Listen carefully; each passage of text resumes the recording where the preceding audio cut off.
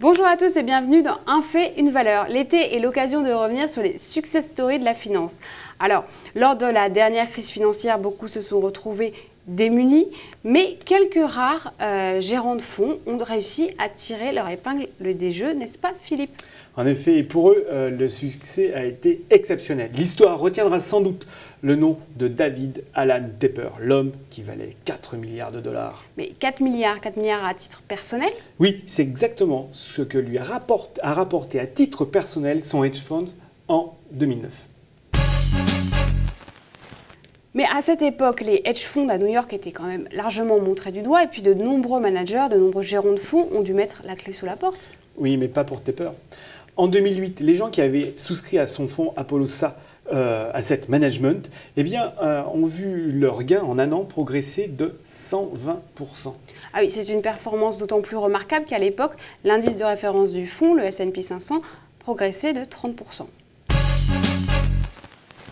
Le secret de ce gérant, c'est de miser sur les valeurs délaissées. Ça vous fait penser à personne? Warren Buffett? Exactement. Et en 2009, quel était le secteur le plus délaissé après la crise? C'était les valeurs bancaires. Exact, surtout après la chute de Lehman Brothers en fait.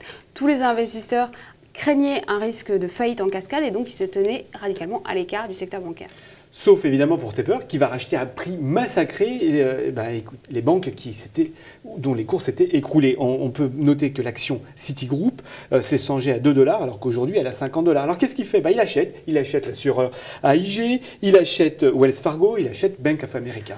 Enfin, pourtant, juste après la chute des premières valeurs bancaires, ces valeurs-là ont continué à accuser un fort repli, non? Oui, c'est vrai, elles étaient très inquiétantes. Mais c'était sans compter le TARP et puis les aides gouvernementales pour éviter évidemment au secteur de la banque de provoquer une crise systémique. Donc on peut parler peut-être d'un coup de maître pour David Alan Tepper qui a misé sur ce secteur-là. Cela dit, dans une interview à un journaliste du New York Times juste après son grand succès de 2009 qui lui demandait quelles sont vos clés de succès, il a répondu tout simplement « J'ai misé sur le redressement du pays américain ». Mais alors, quel était son cursus? C'est-à-dire, avant de devenir gérant de fonds, qu'est-ce qu'il faisait? Alors d'où il vient ce David Tepper? C'est une bonne question. Et son cursus n'est pas très original parce que, comme beaucoup, il vient de Goldman Sachs où il y a passé 8 années de sa vie. Et je vous demande de deviner quelle était sa spécialité. Alors c'était sans doute le redressement des entreprises en faillite. Dès qu'il fonde son propre fonds, il décide de miser sur le rachat d'actifs sinistrés. Mais alors, comment à l'heure actuelle se porte Apollosa Asset Management? Alors ce n'est pas les performances de 2009, bien sûr, mais il se porte bien. Regardez, je vais vous citer 2013, sa performance qui est de 42%. Il a donc battu quand même les deux indices vedettes de Wall Street, que sont le Standard & Poor's, qui a lui progressé de 29,1% sur cette année, et 27% pour le Dow Jones.